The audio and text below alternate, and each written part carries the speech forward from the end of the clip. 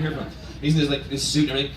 And so I was emceeing for the show, and he was late arriving to the show, and so I had to do some stand up. So I had a big crowd. I was killing him, doing the jokes, and backstage I could hear he was getting mic'd up. All I could hear was like, which I was hoping he was laughing and not eating something.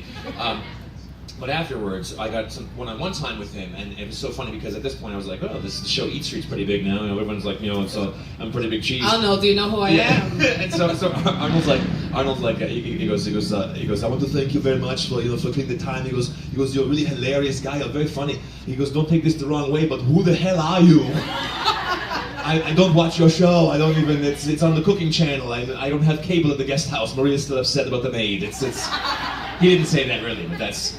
Kind of, I added that last part. It was kind of implied. So it's funny because we're on the cooking channel in the U.S., which is obviously the biggest market for television, and we're on the it's sort of like a sister network to the Food Network. So we're on the Food Network everywhere else, but in the U.S. we're on the cooking channel. So it's either you either really know the show or really don't know the show. But well, you know what? He should feel embarrassed. Thank you, because thank you. know. And he was like, do you know Pei Chen? I know her. Wait, she's amazing. I love Pei Chen. You should have given him a signed copy of your book. I should have done that. I never thought of that. Because in my experience, you keep one in your bag. I don't actually. No, I think I should. Thank you. Where's my copy? Yeah, where is it? We can get one later. Okay, so back to Eat Street and you hosting that show. I think a lot of people might wonder because when they see you on the show, you're always taking a big bite of something delicious. Yes. It's not usually salad. It's not. It's usually something. It's deep fried salad. It's awesome. Deep fried, covered in cheese, breaded. It's heavy. It's got a lot of sauce. It's dripping and delicious and gooey. How much do you eat during like a production day? A lot, a great deal. In fact, it's funny because that's the one comment I'm getting. People are wonderful and they're saying, they say, don't take this the wrong way, but like how come you're not like huge and fat and stuff? It's like, and my grandmother's very honest with me too. Like I do have a bit of a little paunch, and my grandmother is very honest. Like she'll watch the show and she'll be like, I saw the shirt, like you look fat in that shirt. This shirt, you look too fat. Get a new shirt. Never adds 10 pounds. Did you say that part? But what I do is I have to work out quite a bit. The thing is, my grandmother raised me with this Catholic guilt thing about wasting food. You can't waste food. That's what she said. Wasting food is a sin. So my whole life I grew up, you can't waste food. So when we do a shot, like we'll be in LA talking about a burrito or something. So I have this giant burrito, and I'll say burritos or something, and chomp. And then the food stylist will come along and they'll want to throw the burrito out. And I go, no, it's like the whole burrito. And then take two. So it's like burritos, chomp. And I was like, so like two. I mean, there have been days when I'm not kidding. I've eaten like 4 whole chickens and 7 burritos. And I have to go back to the hotel and just go, guys, I'm just going to go digest for a bit, okay? Just let me digest. But what I was worried about was, you watch the show Man vs. Food? You ever watch that guy? A great Adam Richman, a phenomenal guy. It's a great show about a guy who, if you don't watch it, he has all these eating contests and has to eat like the biggest steak and the biggest whatever. And so you can watch that. I watched that show and it was like a cautionary tale because season 1 he's like, hey, I'm Adam Richman. Season 2 he's like I'm a little bit heavier. It's by season 3 he was like, so I was like, I got a really big stripe on that. But I have a very fast metabolism, which I'm very blessed with. Yes, very lucky. Very lucky in that sense. I thought maybe you would have caught on to the trick of like taking a bite and that's it. Well, what I've learned to do, and this, if you watch the show, thank you for watching the show, by the way. Thank you so much. If you watch the show, what I do is I have a very interesting technique. So if I have if I have a burrito, what I can do, and I should have shown you, I should have brought something. But what I can do is I can go, fish tacos in Phoenix, Arizona, or something, and I go, oh, and the camera cuts, and I go, oh, and I take a bite. So it's like, I'm like, now we'll have to watch for that. Oh yeah, the almost bite. I can the almost bite I've mastered, or also if I take a bite out of say something, what I do is I can flip it around and I cover the bite with my hand. So it's great. And then what I also figured out, as opposed to eating all these things, I bring a cooler with me now, so that when I take the bite, I can put it in the cooler and have it later and pace myself. So say no food is wasted on our show. So just so you know, it's all. You should go to his dinner parties. They're full of like food with yes, because of my house, it's all leftover food from various shoots. Try this burger. Here you have go. a 6-week-old burrito. Enjoy. Delicious. It's all for you. Now tell me what dishes have surprised you, because some of the things that I do see on the show, they have so many components to them, and they're either like sweet and salty and savory and smoky and sour and all these things, and I think, I don't know about that. But this is the thing about street food, and by round of applause, how many people have been to a street food truck recently, have tried out street food and been to, check it out, okay? Because this is what happened when we talk about the street food revolution, because when the show first came on the air, I really had no idea what this whole street food, we started shooting a few years ago when it was really starting to kind of, what I say, really take off in the US. So what you had back in 2008, more along the, like, we'll say, west coast of the USA, like California, San Diego, Los Angeles, what you had in those areas is you had, of course, the recession hit. And Americans, do we have any Americans with us in the crowd today? Any Americans? Okay, good. Let's make fun of them. No, I'm just joking. Put your guns away. Americans are very passionate about food in a way that I think Canadians, and we as Canadians, we care about food, but Americans are passionate about food. Like, I mean, I don't know if you, like, when you go to Los Angeles or whenever I go talk to my, people in the U.S. or I'm in New York, whatever, it's like you get there and you talk to someone and it's like, so here we are, and they go, okay, first things first, where are we eating tonight? Okay, what are we doing? Let's make reservations. What are we doing? Like, I mean, they're intense foodies. Like, they just love their food. So what happened was the recession hit. And a lot of really high-end chefs, like you have like Michelin, star chefs, you have like really high, cordon bleu chefs that suddenly found themselves out of work because people stopped going out and eating out. So restaurants started to close down. So the recession hits, you have all these really high-end chefs out of work going, what do I do now? I just lost my job at this restaurant, do I roll the dice and open up my own brick and mortar restaurant and, try and invest $500,000 into the recession? Or, and what was happening in Los Angeles and in the West Coast, is that you could lease food trucks. So you didn't have to buy the food truck from the ground up. You could lease a turnkey food truck for much cheaper than you could, say, a restaurant space. So now you had these really amazing fusion chefs, or these chefs, like my brother's a chef, and he goes, the problem with being a chef sometimes is you always have to listen to what they want to make. You can't do your own thing.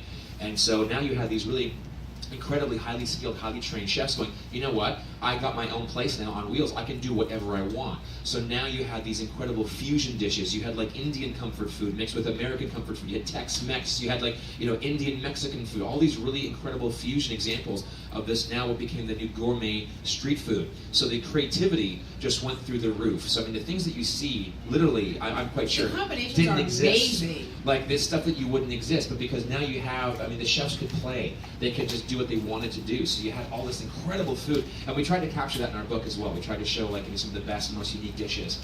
But then, as a second part to that, what really made the street food revolution take off in a way that was just uncomparable was social media. I mean, who has a smartphone? By round of applause. You have a smartphone on you now. That's just the norm. Who's tweeted a photo of James already? Oh, good. Was it? Thanks, Mom. Thanks, Mom. That's good. But now social media was massive. So now what you had these trucks, and if you see all the trucks now, they all have Facebook, they have Twitter, they have social media, and they're very social media savvy because now what was happening is that you can start to build your own fan base. So as opposed to having a food truck and hoping that people would come along and stumble upon you and find you, now what you had, for example, in Los Angeles, which is a very transient food truck, we can talk about that as well, but the food trucks move around quite a bit, they would tweet their location. So they'd say, we'll be at the corner of MLK and Sunset at 2 o'clock, we'll be here at 4 o'clock, we'll be here at 6 o'clock. And they would pull up and they would have lineups waiting for them already. So suddenly it became this really intense creativity, and then you had suddenly it being a very lucrative business. So now it was quite possible to... And also cost effective, because if you can use social media correctly, it doesn't cost you the same as advertising in a newspaper, or who can afford a commercial on TV if you're a food truck? Exactly. So to be able to sign up for a free account, a free Twitter account, and know how to use it properly, will really do amazing things for their business. So let's get back to the things that you've eaten that have surprised you. Okay. Wow. I mean, literally, and this is the one thing about the show. I mean, it can be good and bad. Whenever I will tell you one thing. It's a secret. Okay, let's get to that. But there have been trucks that we've showed up to when we've been shooting. We're like, oh my God, this is so amazing. And half of the day we're not going to make the final cut. We're like, yeah, we're going to. Oh my God, it's so good. It's something like. But we're very strict about our screening process is very strict. Like, I mean, we do, fortunately, we really deal with some of the most phenomenal trucks. Like the fact, like Buster Seco right behind you here is really one of the best trucks that we've in North America. That's saying a lot for a Toronto market. Amazing. But we really tend to screen our trucks, and we look for great food, phenomenal dishes, of course, and we also look for. We're making a TV show as well, so we're looking for great TV. We look for the nut bars, and I mean, like a lot of food truck owners are nut bars. They're hilarious. But it is hard. It's about personality, right? A lot of personality. Oh yeah, a lot of personality. And by round of applause, whenever we do these live shows all over the place, just be honest. Is there anyone here who's thinking about opening a food truck? By show of hands, or anyone that wants to open a food truck or ever thought of it? Yeah, there's all. Okay, what's your idea? What's your idea? Donuts. Hello, yeah, okay. I don't think I've seen a donut truck in the city. I'm not sure about locally, but I have seen one of my favorite trucks. In fact, you talk about great dishes, is in Austin, Texas, Gordo's Donuts, it's worth the trip down there. And like, I mean, it's a donut meal. And it's every time I'm in Austin, I have to go to specifically see Gordo's, and each donut meal is easily 1,000 calories. It's easily. Wait, what? Please describe the donut. What's on it? Pei-Chen. Oh, what is it? Like, is it a cakey donut? It's a yeast donut? I'll see you later. I'm gonna go to Air Canada right now. I gotta go to this. It's so what they do is they take the donut and they make the donut sort of as the base of the meal, but they incorporate things like my favorite one is it's like a Krispy Kreme, but a giant Krispy Kreme that's freshly made, freshly fried, and then freshly what would you call when you sort of dunk it in the dip? Okay. So it's a fresh donut.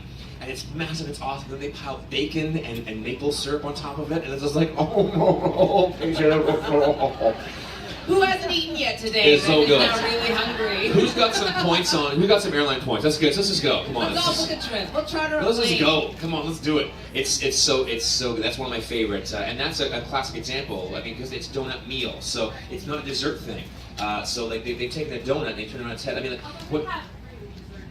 They have, and there are, it's the vast majority are desserty things. But you'll notice also in our book is that we try to include examples. I mean, like it's this blending of sweet and savory, and I mean, if it's a trend in the food world, it's a super trend in the food truck world. So that's where a lot of the food truck trends tend to really sort of start to get like played tacos. out. Like tacos are insane now. I mean, tacos, like fish tacos. I mean, Indian taco. I mean, everything is just. We've seen so many great things. I mean, even in England, we went to England for our special in the UK. I mean, you wouldn't think of England, no offense to English people, but as the food being phenomenal, the food trucks were just amazing. So what was there? What was hot in England? Different style. Okay, so for example, now in England they have, and again, this is one thing too, is every city has its own food truck personality, okay? So for example, when I said earlier that Los Angeles, what we call a transient food truck, what that means is that the trucks are on wheels and they drive around, they have their routes. In Portland, Oregon, for example, they're all clustered together, the most of them are clustered in pods. So it's like there's different ways of looking at it. In the UK, there's not a huge scene in the UK. It is growing definitely, but what we had a lot of course, you had like we had on our show we featured this one guy, the Pie Man, all like sort of really amazing like breakfast and savory sort of, pies? Savory pies. I mean all kind of pies. One of my favorite carts actually was this guy named his name was Jal Murray was his snack. The cart was Everybody Love Jal Murray. One of my favorite episodes. This man was so amazing, and it was this little snack, and he was a true busker. Like his cart, I'm not kidding, was the size of this table. And he would wheel around this cart around White Cross Market, and he would do everything. It was Calcutta street food. He would make everything. So he would cook on like. It wouldn't cook. It wouldn't cook. It was kind of like a ceviche. Like he would use like lemon and tamarind and spices and like dried noodles and like I mean, it would make the snack right there on the spot, wrap it in a magazine, and everything. Like he would like chop the food right in front of you. Everything was all done in this little prep space. That was one of the most amazing examples. Another example of that was in New York. There's a great Indian cart called the Biryani cart. In New York City, and he's got like 6 guys working on this little tiny cart, and he's like just pumping out 200, 300 tickets a day. It's so good. Since you've traveled all over North America and England as well, and I think you get a bit of a early look at some of the trends in food and food trucks, because obviously you shoot them. It's a couple of months, maybe a year before we see it. Right. What have you noticed that is maybe new and coming up? Because tacos have happened, cupcakes have happened. Like fancy hot dogs. So what are you seeing as a new trend coming up in some of the cities that have more food trucks? What's really blowing my mind right now, and I literally want to install a commercial deep fryer in my kitchen, because it's amazing with what you can do now. And again, it's creativity is the mother of invention. So for example, a lot of the trucks, we talked to some of the owners that like bought the trucks or own the trucks or at least they get these trucks. And it just so happened that they used to be a fry truck. I mean, every truck is a fry truck. So what they'll do is the owners will go, well, hang on, we wanted to do like a vegetarian truck, but we have this deep fryer. So what they do is they like get a different type of oil, canola oil or whatever, and they like when I say deep fried salad, like the things you can deep fry. Have you ever had deep fried vegetables and kale and what? I mean, it is I think so like tempura is good. deep fried vegetable. Yes, you batter it, you fry it. But without the batter, because when you batter, it's not vegan or not vegetable, but with that batter. So you have to be. But that's going to be a really big trend now. It's like fried or vegetables or healthy food cooked in a different way. There's another truck called in New York, the Cinnamon Snail, which is pure vegan, total vegan food. And I'm not, I'm omnivorous. I mean, I love all kinds of food, but it was one of the best food trucks I've ever eaten in my entire life, and I did not know I didn't even know it was vegan until I finished. I was like, this is amazing. Like, what kind of meat is this? And they go, no, it's not. I mean, you're kidding me. It's insane. But it's vegetarian, localvore is becoming a very big trend. Food trucks are very, very, I mean, the chefs that are on food trucks, they love what they do. The one common denominator about the trucks that we feature on our show is literally every food truck owner says one thing, and they say, we love to make people happy with our food. That's one thing that we always hear time and time again, and they're very passionate about what they do. And the reason I ask about food trucks is because the one thing, when you watch our show, people go, oh my gosh, a food truck is so easy and so awesome and so much fun. And it's easily 60 to 80 hours work a week. I mean, it's a really big commitment. It's a lot of work, but they love what they do. They just love what they do. They're so passionate. So you have these chefs that are very passionate about the things they create. And I mean, it's that's a big trend, though, is this get ready for a lot more deep fried vegetables. That's going to be a big thing. How to take something healthy and make it less so. Exactly. Yeah. Vegetables are too healthy. We should do something. Let's fry them. That's what we'll do. Yes. It really brings out the flavor. Well, French fries are a vegetable, really. It is, and look how delicious those are. Have you ever had fried vegetables, or like a deep fried, Brussels sprouts? They're delicious. Deep fried kale, delicious. Like really, really good stuff. So check. That's going to be a big trend coming up, I would say. Yeah? Well, you know what? Vegetables aren't as well represented on a lot of menus, so this is a good option for people. Yes, yeah. Get ready for a lot of that. A lot of that's coming down the pipe, if you ask me. I would say that's the. If you ask me, that's the trend coming down. Are there any dishes through the 4 seasons that you've already shot that you craved? I mean, you mentioned the donuts, but there's got to be a few that you sometimes just sit there and you think, I wish I was in this city, and if I was, I would go straight to this truck and I would get this item. Well, the thing is, with every city, like I say, every city tends to have its own personality. So when you're in Miami, Florida, it's the Latin and that Cuban influence. A lot of the on the seafood that you just, I mean, there's so many trucks do that very well. When you're in Philly, when you're in Washington, oddly enough has a really great there's some really great Somalian trucks and Somalian dishes and East African and West African dishes. Yeah, New York is phenomenal in terms of it's like there's something called a torta. And if you ever get down to New York, the really Mexican sort of like hardcore, they call it the torta, which is a Mexican street sandwich, and they cram everything into this sandwich. And it's not really Manhattan, it's more like Brooklyn or the boroughs. But if you can find yourself a Mexican torta stand in New York, check it out. It's unbelievable. Los Angeles, of course, is like, I mean, great for burritos. Every kind of fish, seafood. I mean, any kind of burrito is phenomenal. You're getting me all hungry here. But literally, I mean, and what we're finding too is that, and if you haven't got this, by the way, if you have an Android or an iPhone, we have a free app that goes with our show. It's the Eat Street app, and it GPS enables your phone to find the trucks that you are in any city. So if you're in any city in North America and you go, hey, I wonder where the nearest food truck is, just punch it up and it'll show you where the nearest food trucks are. So check it out. But I highly encourage you, because what we think of as street food, for previous years has completely changed. I mean, when we first started the show, I had no idea. I mean, when we said street, when you talk to street food truck, and I'll just tell you a quick story. I think we're good time. So, how the show came about? I'm a stand-up comic, and I do a lot of other stuff as well. So I'm in the entertainment industry, and as comics, we always get the calls to host shows. So do you guys know of a show called Wipeout on TV? Wipeout is based on a Japanese game show, and it's a big, huge hit show. And so the call came out for Wipeout Canada. That was starting to come out.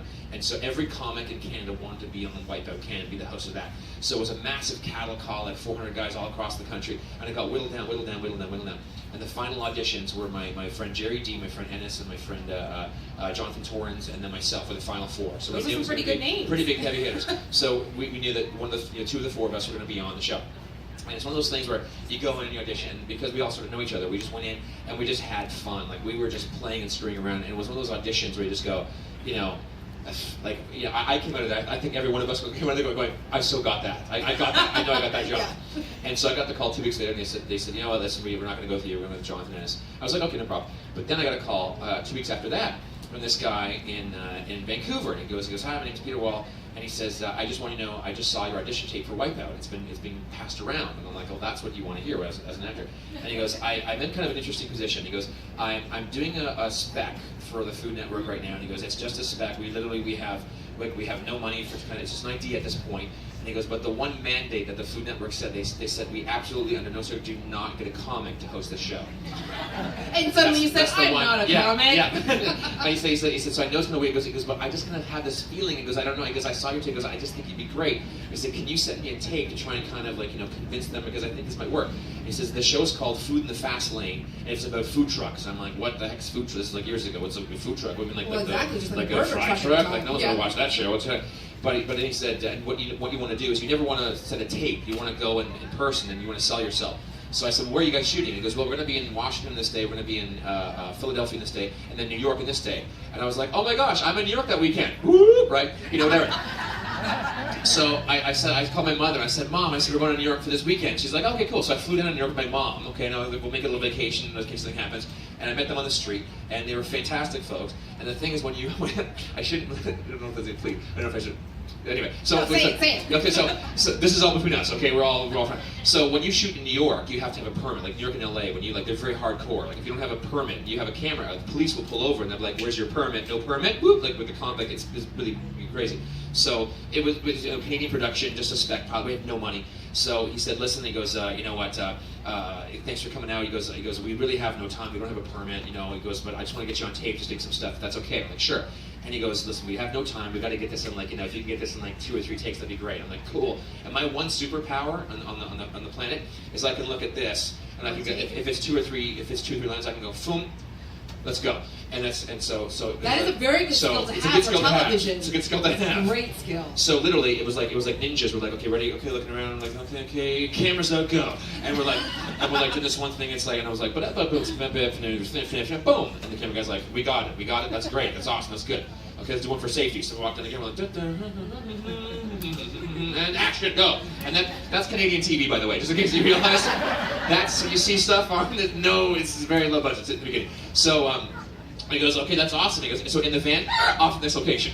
And so the next location happened to be this little sort of sidewalk cafe, and there was people eating. And he goes, okay, we got to get this fast, obviously, because there's people, we have no releases, we got to, so whatever. He goes, it's just the pilot, not a big deal. So he goes, okay, ready, and action. And so we do the thing, and the thing was about fries. The line was about fries. And just so happened that as I do the line, this guy gets this massive delivery of fries right at his table. And without missing out, I was kind of like, boom, and I grabbed the fries and walked off. He's like, hey, and the whole cafe is like, sorry.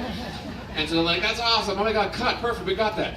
And so then he goes, okay, one more time for safety. And I talked to everyone in the cafe. I'm like, listen, we're just doing a quick little thing. You guys mind, when I do this, do you guys do that? And they're like, oh, for sure. So we did the thing, and then the guy reacted, boom, and it's like, great, hilarious take. So then Peter goes, hang on. And he goes behind the van on his BlackBerry. He's like, and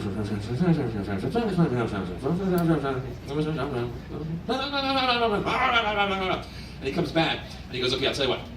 He goes, I say screw the network. And he goes, I'll put my neck out. He goes, I'll tell you what, I'll take a risk if you take a risk. He goes, I'll tell you what, I will shoot the pilot. Why don't we shoot the pilot right now with you as the host, okay? Wow. If you'll take the jump and I'll take the jump. And I go, let's do it. Why not? And let's see what happens. He goes, we may never work again. And I'm like, let's take the risk. We'll do it. So my mother my mother became the wardrobe. She had to go to the Gap and get shirts and stuff for all the takes. My mother's got her comp out. We had no makeup. She's like doing the comp. She's like, you're shiny for God's sake. And so we shot episode 1 of what is Eat Street. That's what we shot. Amazing. And that went to Network, and Network was like, you know what? You're right. The show's awesome. It's amazing, and it's not Food in the Fast Lane. It's called Eat Street, and here we are, like hundreds of food trucks and hundreds of episodes later, and it's just it's a massive hit. So it's a great success story, and I really hats off to the that sort of sounds like the Food Network, but the folks at Shaw Media and the folks at Food Network were truly wonderful and amazing, and that's kind of how the stuff gets done. So, and then of course the thing is with you guys make the show a hit too. So thank you very much. Give yourselves a big round of applause for watching the show and making it a huge success. Congratulations, because you're going into your 5th season. That's a lot of trucks. Yeah, and it's a double season, 26 episodes too. So it's like we're cranking them out for sure. Now I think we have 15 minutes. Do you want to do some? Yeah, we're going to do some. Does anyone have a question for James? This is your opportunity to ask. I have a question for you, Paige Chan. Why are you so fabulous? Oh my gosh, James! I can answer that in 10 seconds. We've got so much time. Fabulous sitting next to you. But our show is we're as I say, we are a Canadian show. We're really proud of that, and not a lot of people understand. Well, that. And I think the challenge was too in the early days was that there wasn't a huge food truck scene in most Canadian cities, so you had to go where there was a food truck scene. Exactly. But now, thankfully, there are trucks that are every major city across Canada has a bit of a food truck scene. It may not be. I'm from Halifax, for example. I know there's not a lot out there, but there are people who are really trying and they're working hard to create something local and create that community. And I think a show like Eat Street is what has helped people to develop that, and also let us, the consumers, know that hey, there's some really good food off of food trucks. Oh, it's what you have now is nothing what it used to be in the past. But as I say, in Canada, we're still a little bit catching up. Like being Canadian, you kind of see the difference. Like when you go to Phoenix or you go to Philadelphia, we go all over and we see what's happening. And especially we see what's happening in now more suburban markets, because it used to be that food trucks were a very urban thing, so it's a very downtown sort of thing. But now a lot of food trucks, I would say easily over probably half the food trucks in the U.S. are becoming suburban trucks, and realizing that there's a big market out in sort of like these business park areas and these areas that are underserved, and also in suburban areas of downtown. The permits are a lot more lenient.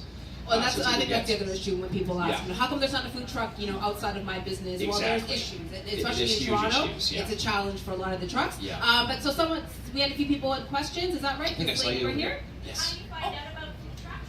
How do we find out about food trucks? And can people recommend? Now, it sounds to me like you have a recommendation, my love. Do you have? No, you don't. Okay. Well, actually, we're right now currently shooting our fifth season. Where all of our crews are out on the road right now. So we're like literally, and actually, we're going to be in Toronto this week. So we're going to be in. We're doing a truck in Oshawa. We're doing 2 in Toronto. Frankie Fettuccini's, and I believe it's called Urban Smoke in Toronto. And then we're going on to Hamilton and I believe St. Catharines this week.